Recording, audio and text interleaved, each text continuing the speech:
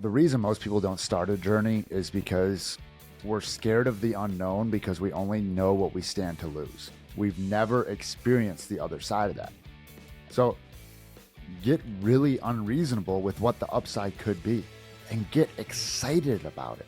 Welcome to the Lead In Podcast, where we dive deep into genuine stories of leaders who've seized control of their journey. This podcast is brought to you by Lead Hub, your growth partner for the trades. And now, let me kick it over to our guy, Austin Lenny. Guys, we got him back. We discussed brick and mortar marketing, how to market your business. But now we're going to dive into what Chase and I really care about, which is business mindset, training, using your words. I think I realized something as I get older, and I think if I had to guess, I would say that this is what most people do, especially in business. In my 20s, I just out-earned having to pay attention to anything. If I just made more money, then I wouldn't have to worry about how shitty my books are.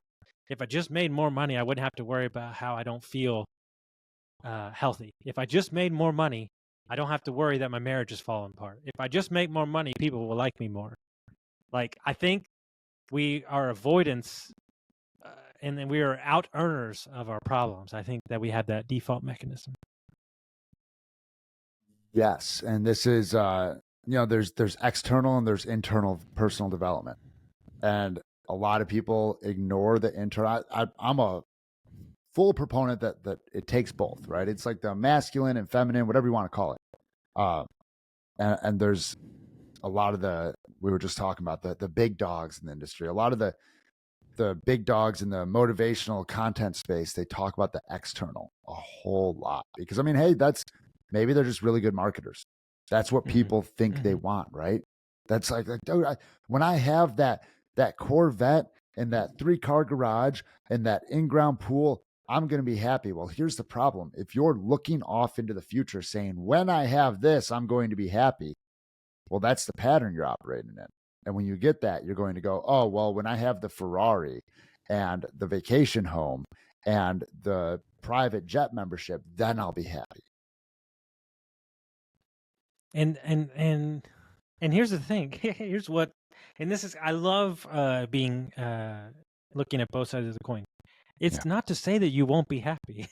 Oh yeah. I've like in all seriousness, like, I'm not saying that Corvette or that boat or that trip won't make you happy. It probably will, but it's not going to make you whole.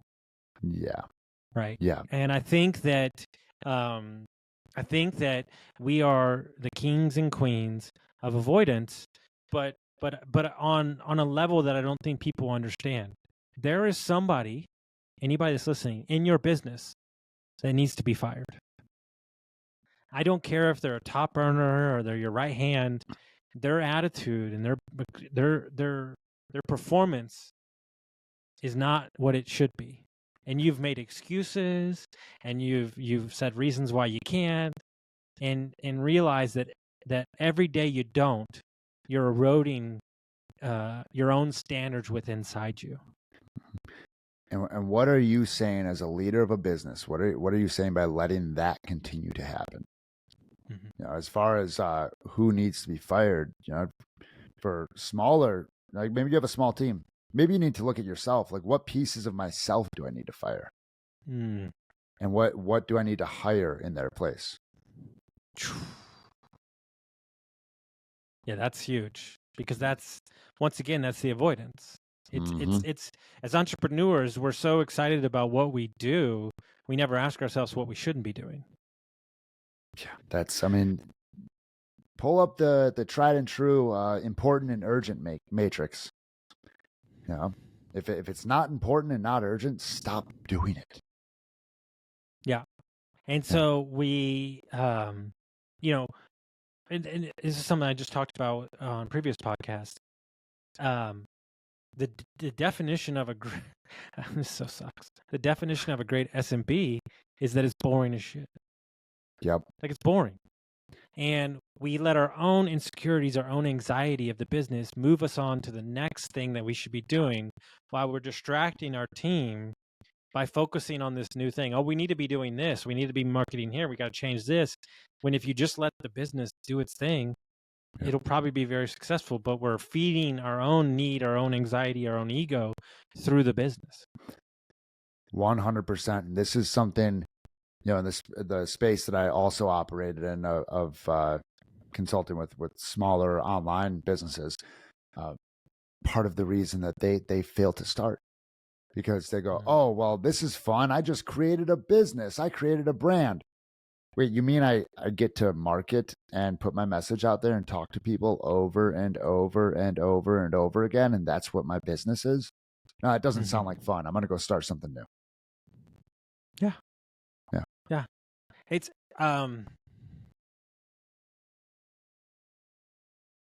we have to earn the right as people to be able to make the change. And it's not until the change is needed, right? And most of the time it's probably going to come from somebody in your upper management or a spouse or somebody different than you, because when we're inside the fire, it's very hard for us to diagnose ourselves. And I think there's a lot of successful people out there, whatever you want to call them. I have a $5, $4, $6 million business that I feel like personally they're dead inside. I've met some of them. Met many of them. I mean, when I do storywork coaching, those are some of my biggest clients, because people literally will accidentally lose themselves to win the rat race.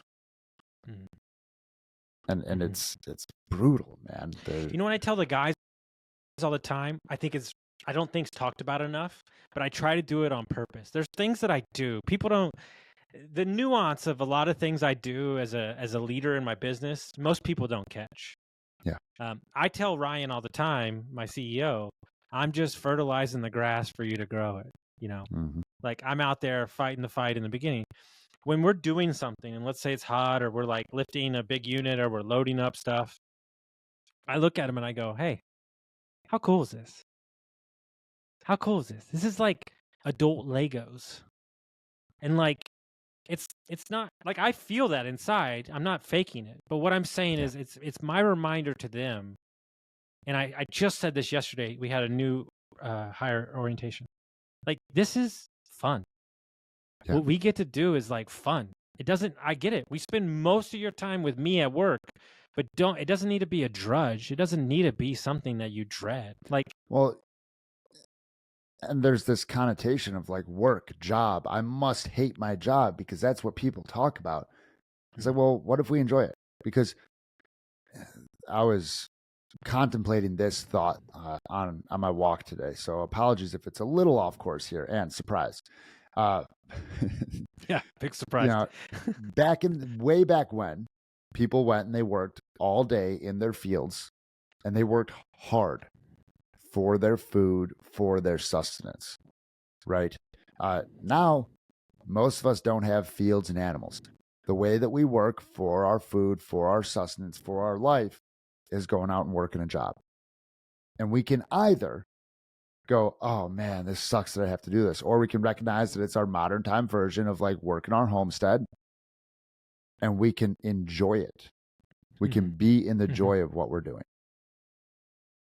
I love that. And here's something I want to unpack too, because I was helping a client. They're not sleeping well. They're barely eating, and they stopped running, and they were having panic attacks at work. Well, and then the excuse was, I don't have the time. I don't have the time. I don't have the time. I'm gonna worry about my health when I get to here, or when I get to this number. I think we all do it. And I said, if you don't make the time, you will fall apart. Period. End of story. It's not even a question. So in order for you to be the boss that you need, that's why for me, I would say my biggest journey I'm on right now is to make sure that I am in the best health I could be. Yeah. And that is my odyssey right now. It's not, let's learn more about business, because you're going to get that during doing.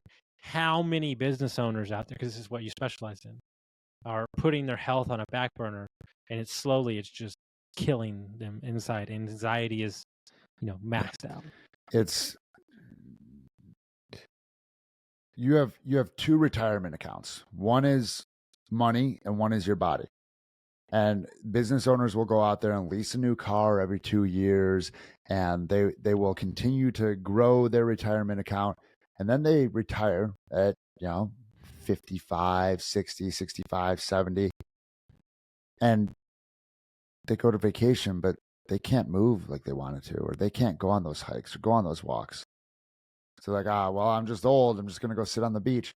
Or it's not old. It's the years. It's not just the years though. It's what you did during those years. And like, where do you want to be? How do you want to enjoy your retirement? And what if you actually put the same level of thought into your physical and mental health for retirement as you're doing for your financial wealth? Never heard of it that way.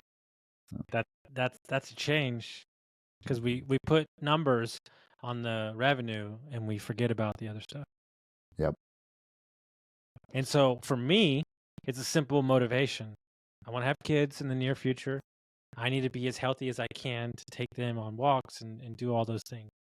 And so whatever it is that you need to motivate you to get started, how does one even begin to turn the ship per se? One, recognize that the reason most people don't start a journey is because we're scared of the unknown, because we only know what we stand to lose. We've never experienced the other side of that. So get really unreasonable with what the upside could be and get excited about it.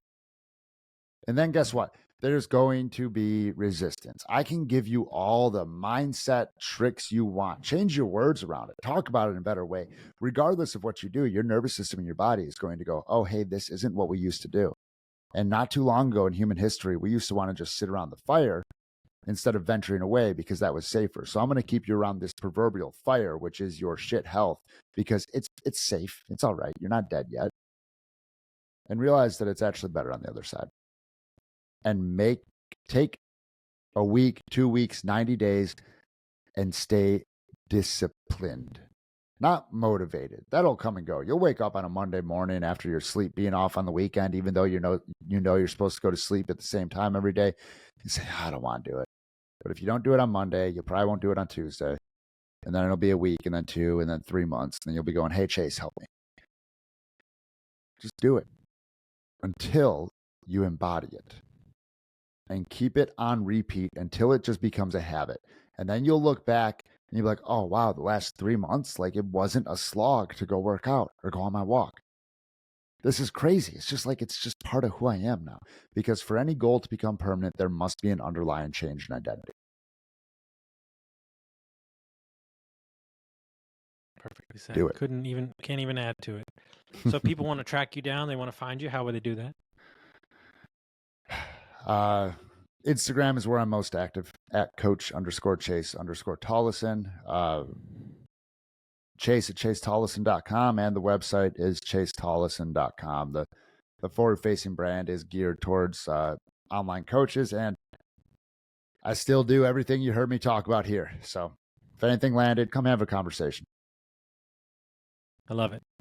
Guys, hope you got some value. Rate us and review us. Send it to a friend that'll get some value out of it. You business owners who aren't taking care of your mental and physical health.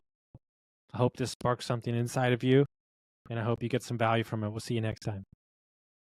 Folks, if you made it to the end of the episode, I'm sure you found some value with what you're listening to. If you could send this to a friend, rate us and review us, share us around. The more that you share us, the more that we can share content with you. Thank you all so much for your time and listening, and we'll see you next time.